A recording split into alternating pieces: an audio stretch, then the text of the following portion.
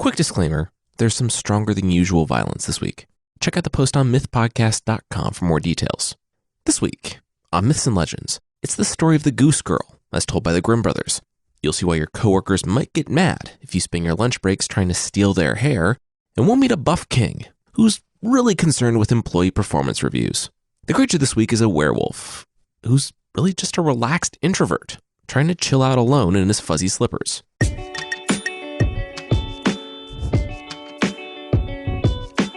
This is Myths and Legends, episode 134, Thirsty. This is a podcast where I tell stories from mythology and folklore. Some are incredibly popular stories you think you know, but with surprising origins. Others are stories that might be new to you, but are definitely worth a listen. The story this week was collected by the Grimm brothers in what is now Germany in the early 1800s, and the story takes place in a generally early modern setting. It's a fairy tale, so it's not really connected to anything religious like a myth or anything historical like a legend. And those are all the relevant details. So we'll just jump right in. It was opposite day, or year, or life. In what feels like a fairy tale first, and is definitely a first for this podcast, the father had died an untimely death, and the mother was left as the sole ruler of the kingdom. Knowing full well she would lose half her power to any future spouses, the queen remained single. And so, the queen's daughter had no step-parent issues like every other fairy tale seems to bring. In fact, the princess grew until she herself was of marriageable age, and the queen sought out a good match. There was no way her daughter would marry some budding sociopath, quick to send her to his murder room for simply getting blood on an egg.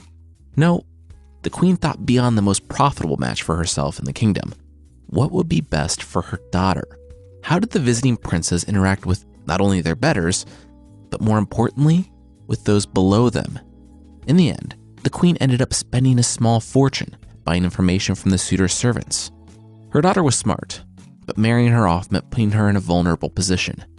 And it had to be the right guy. Sure, the princess was a bit older when the queen finally made her decision. She was pushing 17, but it was done. Now, the father of the prince in consideration was a minor king, who was so in awe of the queen's insistence that her daughter's husband be his son, and of the promised dowry, that he immediately agreed. With a sigh of relief, the queen relaxed into her chair. Her daughter was gonna be all right.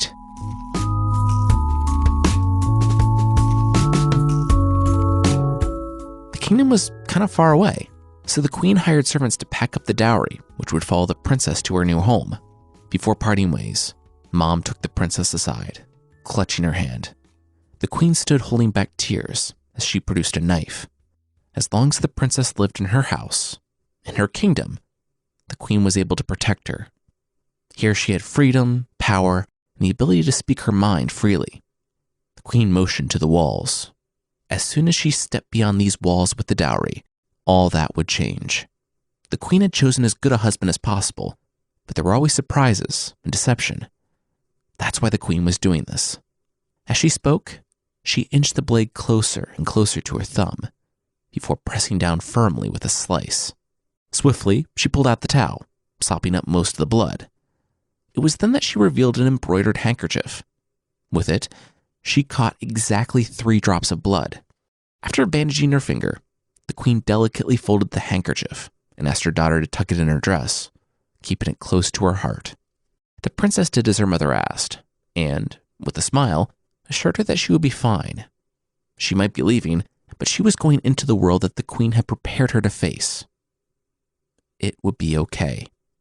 At last, the queen hugged her daughter for what might be the final time. She liked her daughter's optimism, but she knew too much of the world to share it.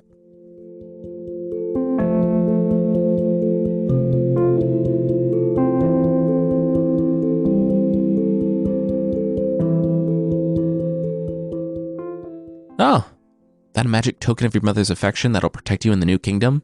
asked the talking horse. The princess bumped along, calm and contemplative. She nodded to Falada, the horse who was, curiously, one of the only named characters in the story. Falada would carry her to the new kingdom alongside a servant, one who had been her friend since childhood. Technically, the servant was a chambermaid, though she had functioned mainly as a lady-in-waiting for the young princess. The servant wasn't highborn like a lady-in-waiting would be. And yet, the queen had allowed her daughter to spend time with the girl and her family. Before long, the two girls had formed a close friendship in their youth. Now, the servant accompanied her to this new kingdom with the express command of the queen: watch out for the young princess. The servant swore she would, and it became her mission to protect the princess, like the sister she had, in many ways, become. The queen looked at the servant girl in the eye and grew very serious. The young woman, though she was the same age and though they had basically grown up together, was not the princess's sister. She was a servant, and when she arrived at the new kingdom, she would do well to remember her place. If the princess did well, the servant's family would do well. Her father might even be appointed to the nobility. Then, only then, could the servant begin to consider herself on better terms with the princess. Until then, she was a servant and nothing more. The servant bowed low and begged the queen's forgiveness. With a slight nod, the queen granted it and dismissed the young woman. But despite social rules and expectations, the princess did not feel the same way as her mother. To her, the servant girl was her sister. Between the lessons in a dozen different languages, the horseback riding and the stitching, everything her mother had packed into her life in order to mold her into a proper lady that could seek a good husband, her horse, Falada, and the servant were her only constants, her only friends. With them by her side, the princess knew she could face whatever the world threw her way. And so, when it was time to leave, the princess left her home kingdom full of hope and accompanied by Falada, her servant and friend, and a half-dozen soldiers. Together, they made their way to the new land, riding until morning faded to afternoon, and the princess began to feel the sun on her back. Her tongue stuck to the roof of her mouth. Holding up a hand, the princess called the small caravan to a halt. Turning to her servant, the princess shared that the queen had packed a golden goblet for her to drink from. It was dangling from the servant's saddle. Would the servant go to the river and fetch her some water? It was too hot out. The servant nodded, reaching for the goblet, and then paused. Her hand slid from the ornate, golden stem as she looked the princess straight in the eyes. A smile spread slowly across her face. "No," said the servant. The princess laughed, confused. "Please, I'm really thirsty." It was then that the servant arched her eyebrows in concern. "Oh, really? She was thirsty? Oh, poor baby. That she should go get her own water." The princess was taken aback. What was going on? "But I thought we were friends," she sputtered, trying to wrap her head around the situation. "Friends? You know what friends don't do?" the servant asked, jumping down from her horse. "Command each other. Or maybe they do that, and maybe we are friends. Ooh, then I want to do one. Go drink. Drink from the water, without a goblet. I want you to bend down into the water and drink like a dog. I'm tired of working for you. I did what I needed to do for my family, and now I'm finished." The princess couldn't believe what she was hearing. She turned to the soldiers who were just within an earshot of a yell. Oh, are you going to complain to Hans?" the servant scoffed. The princess spun back to the servant. "Who?" the servant elaborated. "Hans, the head guard? Or did the princess not even know his name? Huh. His son died in the war a few years back, and he just lost his wife to sickness. He paid the doctors everything before they told him it was hopeless," the servant continued. "You know, the thing about the soldiers that the queen had sent was that they were strong. But this lot wasn't particularly clever. They hadn't yet realized that, a half-day's ride out from the queen's walls, they could take the pretty little princess, take her massive dowry, and no one would ever know what happened to either. But by all means, the princess should tell them that she's lost control of her chambermaid, a girl she's known since birth. That wouldn't backfire." A moment passed, and when the princess didn't yell out, her servant grinned. "Very good. Now drink, dog." Slowly, the princess climbed down from Falada, who, of course, had heard everything, and the princess carefully made her way to the river. Several of the guards made to follow, but the princess held up a hand. She would go alone. Only the servant watched as she bent down in the mud on the riverbank and drank like an animal. Close to her chest, the 3 drops of blood that had soaked into the queen's handkerchief began to weep for the girl. They called out, "If this your mother knew, her heart would break in two. 2 more times this happened, and each time, the princess hoped that things would be different when she asked for water. Hadn't she and this girl been friends for years? Was it really not the case? Sadly, the answer was always the same. And just like that, the fairy tale's need for 3 was complete. And that's when the servant caught it. She'd rushed to the river's edge this time, before dashing to put something in her bag. The princess gasped as her hand flew to her chest. The handkerchief. It was gone. It had fluttered down while she was taking a drink. The gift from her mother, her only protection, gone. Blood magic is powerful. Its protection equally so, the servant said, looking into her bag. She looked up to the princess, still on her knees at the water's edge. But now it's gone. Hans, the servant yelled back to the soldiers. It's time. Within seconds, the princess felt the tip of a sword on the nape of her neck.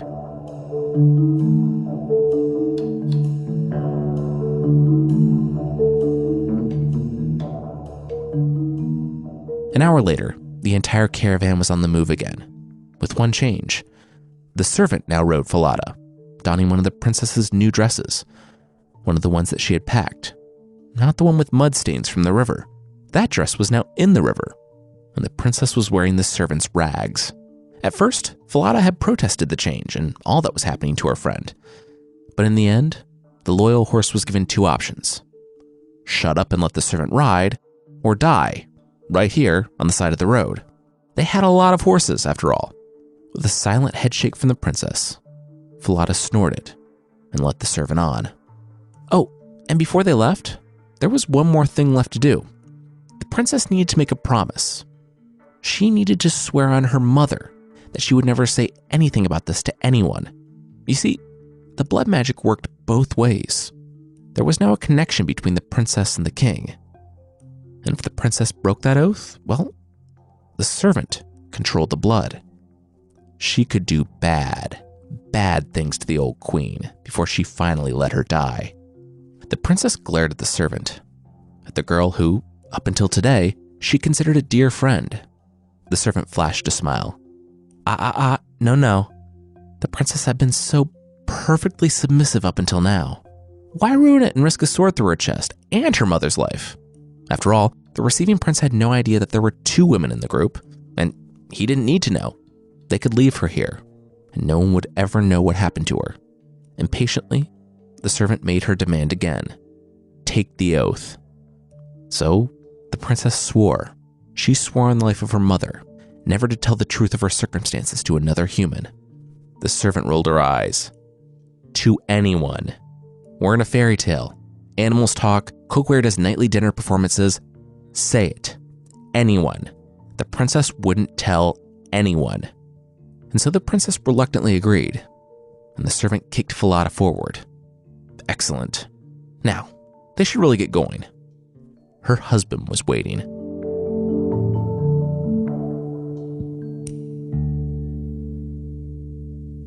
We'll see things somehow get worse for the princess, but that will be right after this. This week's episode is brought to you by Robinhood. Robinhood's an investing app that lets you buy and sell stocks, ETFs, options, and cryptos all commission-free.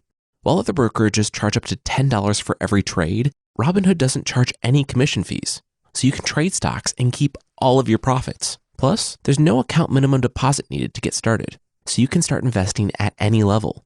The simple, intuitive design of Robinhood makes investing easy for newcomers and experts alike. View easy-to-understand charts and market data, and place a trade in just 4 taps on your smartphone. You can also view stock collections, such as 100 most popular. With Robinhood, you can learn how to invest in the market as you build your portfolio, discover new stocks, track your favorite companies, and get custom notifications for price movements, so you never miss the right moment to invest. Robinhood is giving listeners of Myths and Legends a free stock, like Apple, Ford, or Sprint, to help you build your portfolio. Sign up at myths.robinhood.com. This week's episode is brought to you by Squarespace. Squarespace makes it easier than ever to launch your passion project. Whether you're looking to start a new business, showcase your work, publish content, sell products, whatever, Squarespace is the tool for you. So, Chris and I are launching some new shows this year. We'll go into more details when the time is right. But when the time came to start making the website, we had to think about it for approximately 5 seconds. before picking Squarespace to make and host the sites. They make everything so easy, and it looks great. They have beautiful templates from world-class designers. But you can also customize just about everything with a few clicks. With the analytics, you can grow your site in real time, everything is optimized for mobile, and there's nothing to patch or upgrade, ever. Buying domains is super simple, and they have 24/7 customer support. They've empowered millions of people, designers, lawyers, artists, gamers, even podcasters, to turn great ideas into something real. So head on over to squarespace.com/myths for a free trial. And when you're ready to launch, use the offer code MYTHS to save 10% off your first purchase of a website or domain. That's squarespace.com/myths, offer code MYTHS.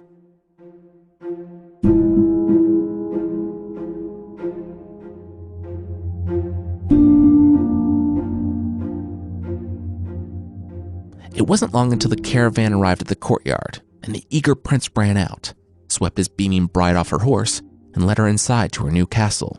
As the servant learned all about her new kingdom, she made a point to note which of the money was for the dowry, and which money went to the soldiers who so bravely escorted her here. Both the king and the prince were confused. Weren't they supposed to get all the money? Still, it was more than the king ever expected to see in a dowry, so he was happy for it. The servant looked out the window as the soldiers divided up the money, nodded at her, and started to make their way home. "And what of the girl?" the old king asked. He stood, eyes locked on the princess. She was extremely beautiful, and in stories where beauty literally equated goodness and high birth, this meant something. The servant cocked an eyebrow. "What girl?" "Oh, the one crying in the courtyard? She'd almost forgotten. That was just some random girl they found on their journey here. Obviously a nobody, but they brought her to the city anyway." The servant ran her fingers over the fine fabrics of her new dress. It didn't matter what the king and the prince did with the woman standing in the courtyard, just as long as it involved hard work. She seemed like a woman who got into trouble when she was idle. The king really didn't have any hard work for someone as beautiful as the princess in disguise. He didn't really have any work. But he didn't want to risk angering the new princess and her powerful mother, so he found a position far out in the fields. She would be the new goose girl. Perfect. Just then, the servant in disguise looked down at the courtyard one last time, and she remembered something. The horse. Falada. The rightful princess was bound by her oath, but the talking horse?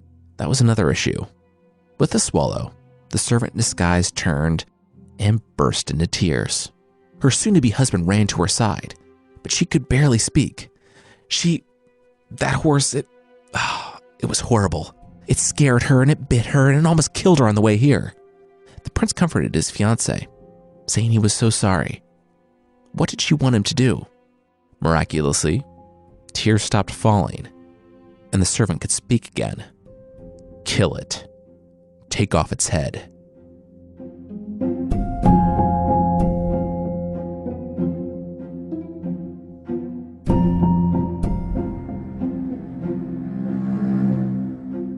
The rightful princess stood shaking. She had seen Falada being led away that afternoon. She told her friend, the horse, it would be okay. She would find her when it was safe. But now, as she looked at the horse's head nailed above the exit she had to take every day, she was shocked at just how wrong she had been. To cover her crime, the servant had killed Falada, the only friend the princess still had in all the kingdom, and she'd nailed the head above the very doorway that the princess took every day.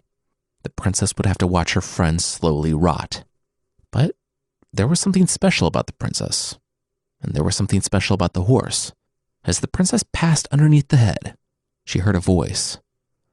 "Alas, young queen, passing by, if this your mother knew, her heart would break in two." The princess gasped as she heard those words. "Falada? How are you alive?" She begged the horse's forgiveness for everything that had happened, for not keeping the horse safe like she promised. But Falada didn't respond. After looking down at the princess and uttering those words, her mouth fell slack once more, her eyes cloudy. She was dead, and the princess wondered if she had heard anything at all. The rightful princess was still thinking of Falada when she finally reached the fields. Truthfully, there was no goose girl position at all. There was, however, a goose boy. His name was Little Conrad, and there he was, sitting and staring at the geese. The princess sat down by his side, looked at him, looked at the geese, and then back at him. Is this it? Little Conrad turned to face the princess. It? You mean, wow, this is it. What a lucky break, right? Because that's what this is. It might be different for beautiful young maids, but Goose Boy is like the best job out there. He wasn't toiling away in some mine or hot kitchen or running after the orders of some nobleman. No, he was watching geese. This wasn't a good gig. It was a great gig, if you could keep it. The princess shrugged. Sure, whatever. And together they watched the geese until about midday, when Conrad took a break from all the sitting and staring to have lunch. He dug into his bread, and that's when he found himself blinded by the glare. He turned, and there, on the goose girl's head, was gold. Pure gold. He'd never seen anything so beautiful in all his life. Why are you looking at me like that? Asked the princess. She had just taken down her hair to comb it. She couldn't afford lunch. Honestly, she had barely found a place to sleep last night. And now this little weirdo wouldn't take his eyes off her hair. Then, to her surprise, he wouldn't take his hands off her hair. The goose girl screamed, demanding to know what this kid was doing. But he continued pulling at her hair, saying that he didn't care about his cush job anymore. She had gold on her head. Gold. And it would be his. But the princess wouldn't go down without a fight. She slapped him. This was her hair. She had lost her kingdom, her horse, everything she owned. She would not have her hair taken as well. And then something strange happened. Well, stranger. The story doesn't explain how she knew to do this. And it certainly isn't my first inclination whenever I'm in trouble. But in a panic, the princess called upon the wind. That's right, the wind. And it worked. As she struggled to hold little Conrad at bay, she managed to call for help. Blow, wind, blow. Take Conrad's hat and make him chase it, until I have braided my hair and tied it up again. Maybe she was surprised. Maybe it awakened a power in her that she always knew she had. But when she uttered that sentence, the wind picked up, and little Conrad's cap blew from his head. Amazed or not, the princess wasted no time. She rebraided her hair, tying off the final ends, just as little Conrad returned, cap in hand and quite out of breath. He looked her up and down in confusion, speechless at all that had just taken place. Without a word, he sat next to the princess and resumed the hard, taxing work of watching the geese.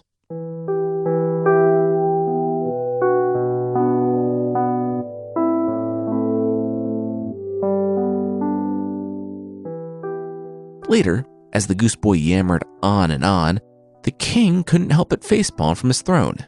He held up a hand. I'm going to stop you right there, he said to the goose boy. I'm not the one who needs to be hearing this.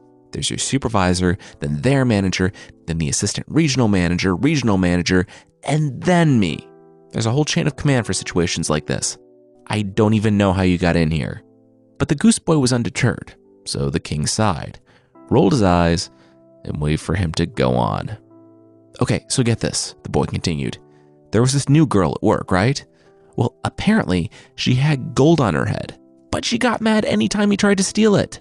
It had been 3 days now, and he was still going for it. He would be as rich as the king if he got it. The king rolled his hand in the air, urging the prince to get on with it already. That was the girl's hair. He was trying to steal her hair. The goose boy slumped, one hand feeling his chin. Oh, yeah, huh. The combing and the braiding and the screaming, that all made sense. Learn something new every day, am I right? That, still didn't explain the wind, though. Wind? The king asked. Little Conrad snapped too, telling the king what the goose girl had said every day for the last 3 days about asking the wind to come take his cap. Then, lo and behold, it obeyed. But that wasn't even the weirdest thing, little Conrad said, looking up at the king.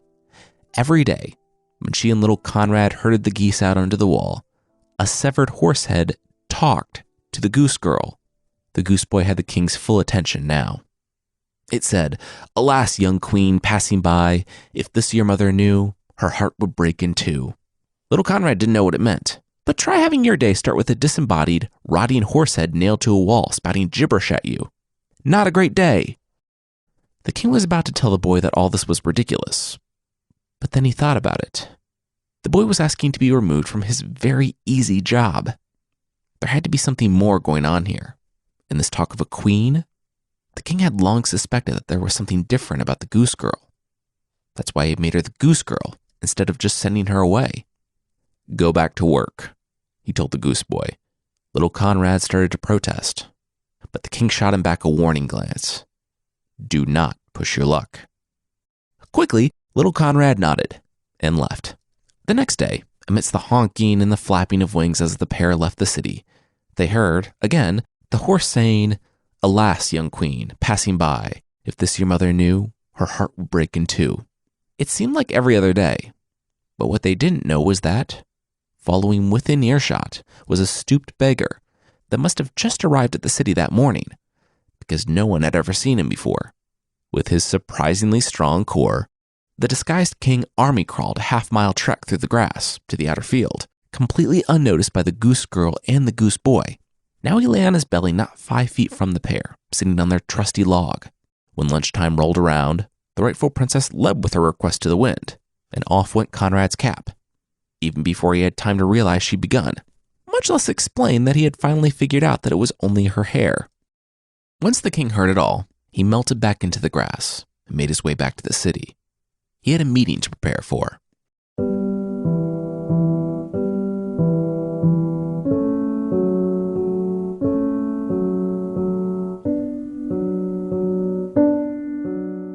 Later, as the rightful princess opened the door to the shack she could barely afford with her barely existent job, 2 things surprised her the moment she stepped inside. The warm air greeting her from the crackling fire in the corner, and the king, sitting in the other. Instinctively, the rightful princess bowed low, and the king smiled, noting her perfect manners. He had followed her through the gate and into the fields, the king began. Why was she doing these things? She was obviously more than just some traveler that the princess found along the road. What was her story? The rightful princess opened her mouth, but then she remembered the blood on the handkerchief from her mother, and the oath she had taken out of desperation. She hung her head. She couldn't say, having sworn an oath to never tell anyone. Already she had lost someone she cared about through this whole thing. She wouldn't lose another.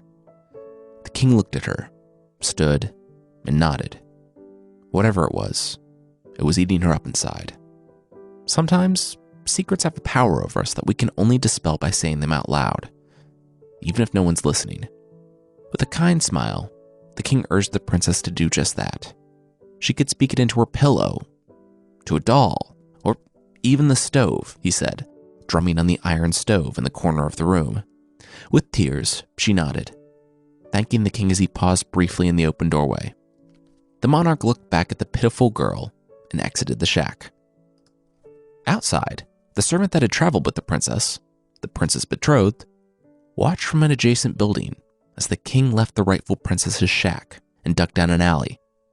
She had had the king followed all day and knew he was poking around the princess. The servant sighed. She should have killed the princess when they were on the road, but getting the soldiers to do that much might have been a step too far. She groaned. Looks like she was going to spend the night before her wedding cleaning up this mess after all. Meanwhile, back in the shack, the princess sat weeping. Tomorrow, the servant who had taken her place would be married to the prince, and she would officially take over the princess's life. There would be no coming back from that. The king, though he seemed nice, would likely just have her silenced rather than admit the deception. While the princess spent another morning in the fields with little Conrad, the servant would become royalty. She tried what the king said, confessing her fears and sorrows and telling the whole situation to the stove, but it didn't really make her feel much better. She had underestimated the world and its cruelty in her first venture outside her mother's protection. She knew that when she got back on her feet, she would learn from this experience and be stronger and better for it. Unfortunately, she would never get the chance. The next morning, the soldiers kicked in the door of her shack, put her in irons, and dragged her out into the street. She was charged with conspiracy to commit treason, and she would be executed.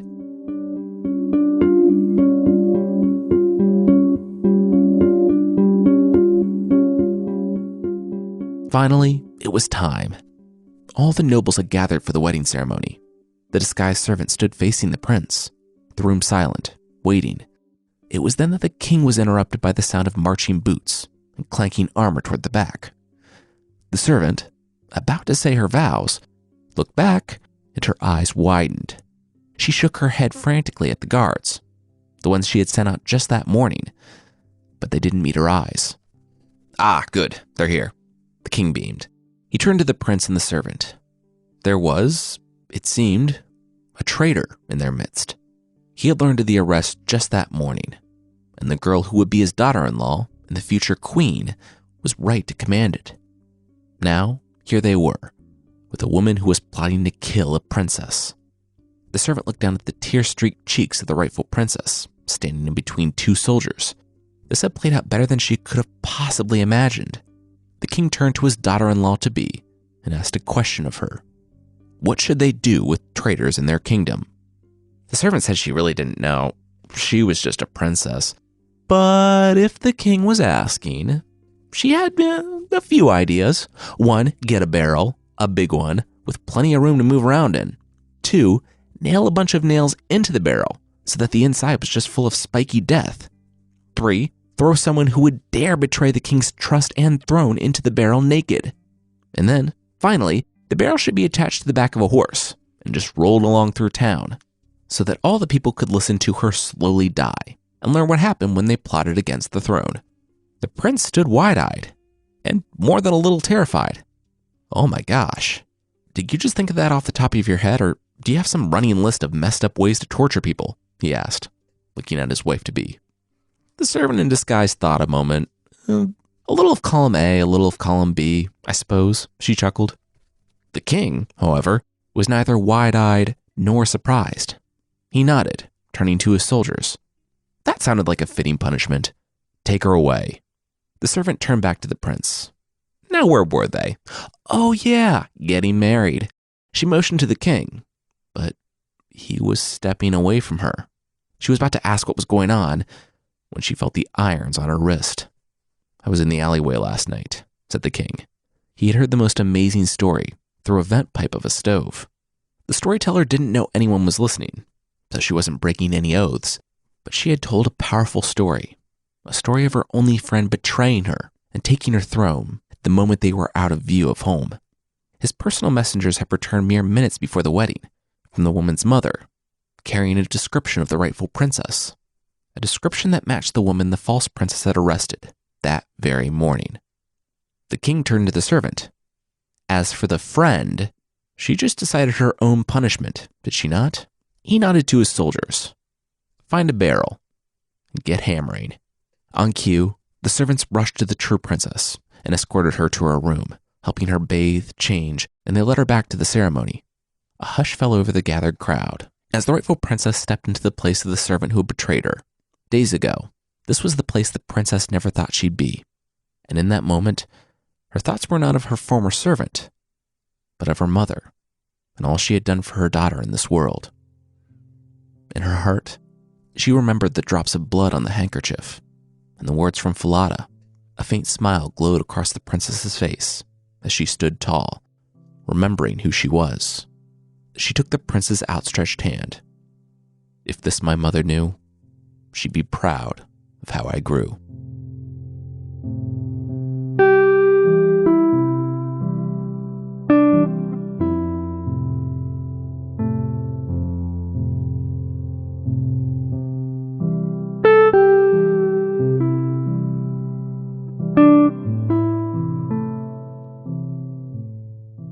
That is it for this week, but next week we'll be starting the story of Tristan and Isolde from the Arthurian legends. I want to say thanks to Blue Reader, Seattle Garcia, Thalia Spoon, Orphean Reprise, Prongs01, Robert 731, FMA 04, Viking Heritage, Juneberries 171727, Pod Antics, Mercedes Mel, T-Cow, Maddie Freak 25, and Yoshi Sound for the reviews on Apple Podcasts. Thanks so much for listening and writing a review. And if you'd like to leave a review, Apple Podcasts is still the best place. And you can find the show there at apple.mythpodcast.com. And there is still a membership thing on the site. For less than the price of an animal farting coloring book, Because who hasn't looked at a beautiful pastoral scene and thought, yeah, this is nice, but it could use just a few more giant, visible farts. You can get extra episodes, source pack ebooks, and ad-free versions of the show that will not give your 4-year-old yet another reason to talk about farts. Check out support.mythpodcast.com for more info on the membership.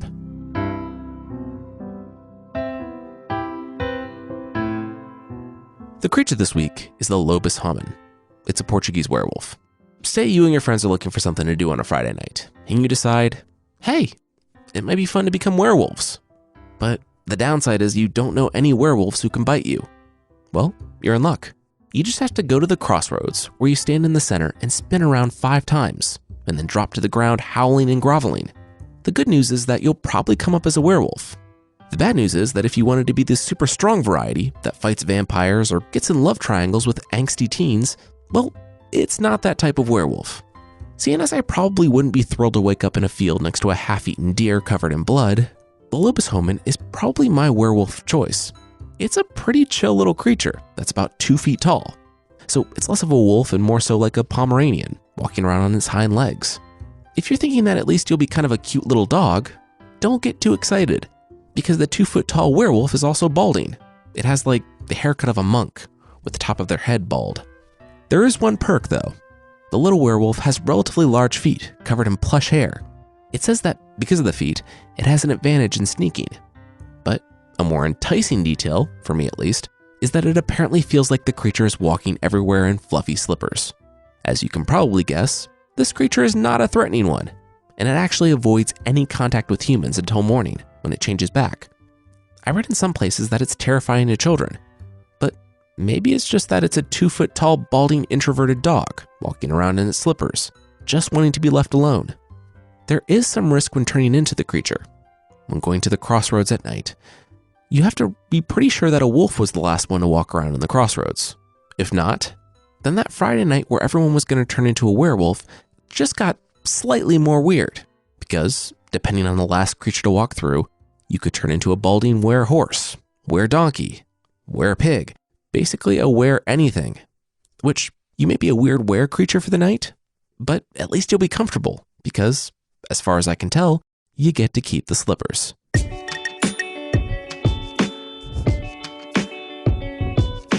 That's it for this week. Myths and Legends is by Jason and Carissa Weiser. Our theme song is by the band Broke for Free, and the Creature of the Week music is by Steve Combs. There are links to even more music in the show notes. Thanks so much for listening, and I'll see you next time.